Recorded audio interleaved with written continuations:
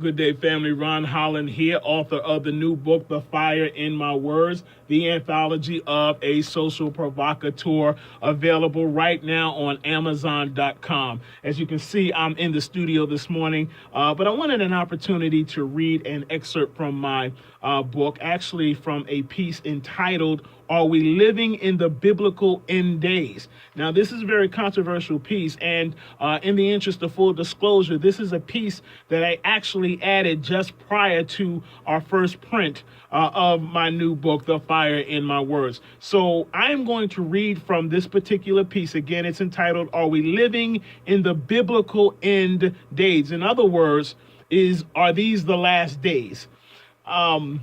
This is very controversial. It's going to rub a lot of folks the wrong way, but that's why the book is entitled The Fire in My Words.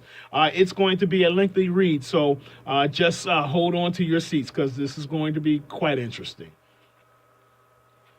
Are we living in the biblical end days? The world is not ending, at least not today. God has not peeled back the ceiling of the universe to direct the path of the latest hurricane. And there is no connection between today's weather patterns and your favorite biblical doomsday verse.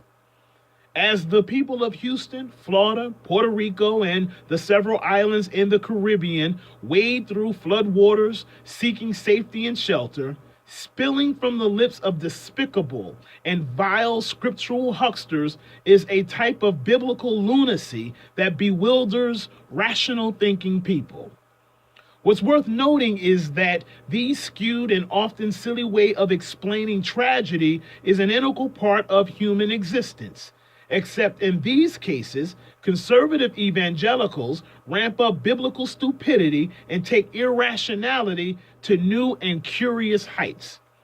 Whether it's suggesting that God sent Hurricane Katrina to New Orleans because of gay people, or an earthquake to Haiti because of some fallacious pact with the devil, or the September 11 terror attack, these scandalous biblical lunatics interpret scripture and interpret tragedy not from a place of rationality or man's place in modernity, but from an agenda driven by exploitation of fear and, yes, ignorance.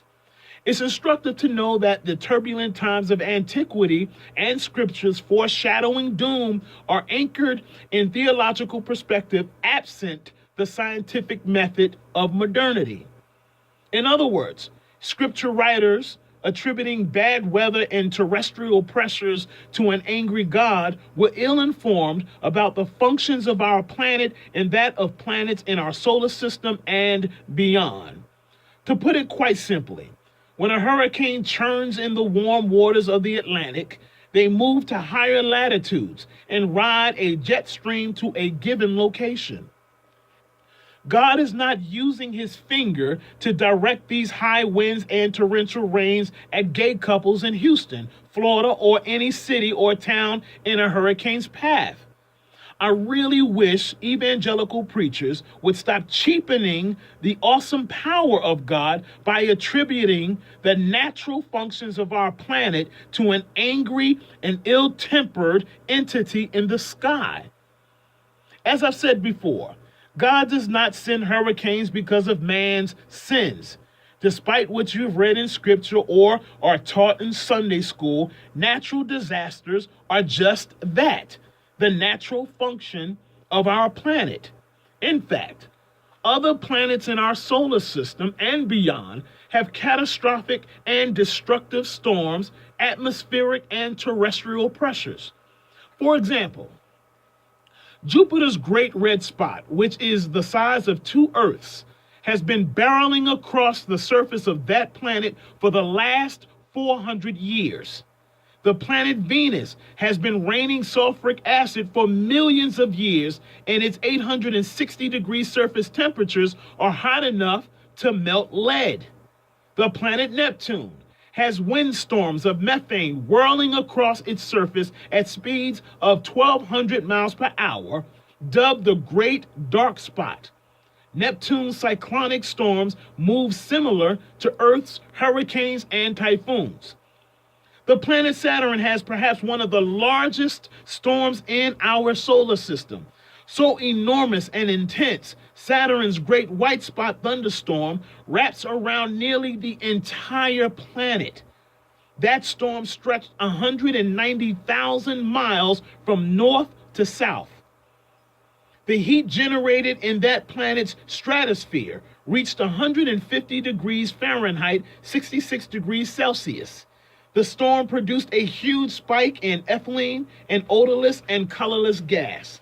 Equally impressive are two stratospheric vortexes that recently dissipated at the end of 2013. These two huge monster storms, called Great Red Spots, are the biggest and hottest stratospheric vortexes in our solar system. These destructive storms, atmospheric and terrestrial pressures are indicative of planets in our solar system and that of billions of planets in our galaxy and beyond.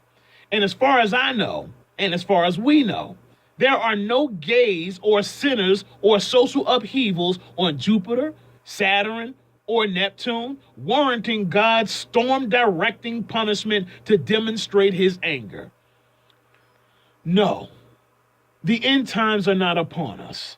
Jesus was not seen hovering behind the last solar eclipse, and God has not peeled back the ceiling of our universe to punish Houston, Florida, Puerto Rico, or the Caribbean, and by extension the United States because of her gay citizens or social constructs or rejection of Christianity, or because Happy Holidays has replaced the word Christmas.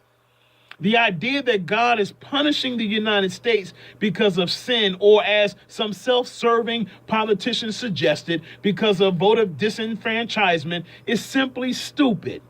No, Houston, like other cities in the United States, hit with bad storms and subsequent floods, is suffering because of the decisions of man.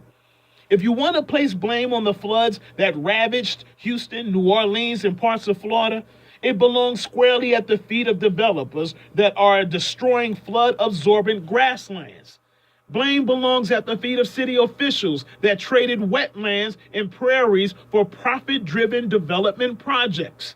Yes, the blame falls on the back of planning boards and chambers of commerce and greedy developers that build cheap homes in low-lying flood-prone areas. Additionally, our failure as a nation to adequately address our antiquated infrastructure contributes largely to these problems. It's both disappointing and farcical that dams and levees built in the early and mid-1900s aren't being rebuilt or replaced. Hurricanes, torrential rains, floods, and storms are a natural function of our planet. The only destructive part of nature is our decision to stand in her way. That is not God's punishment. These are man's choices and decisions. The next time some preacher bellows that destruction from a major storm occurred because of marriage, equality, Hollywood movies, or some objectionable sin that's probably hidden in their own lives, provide them a telescope and see if there are gays or sinners on Jupiter or Saturn. That is an extraordinary read, I should say, but I want you to pick up your copy of The Fire in My Words, the anthology of a social provocateur. There's more like this in this book, available right now on Amazon.com. We'll talk with you soon. God bless.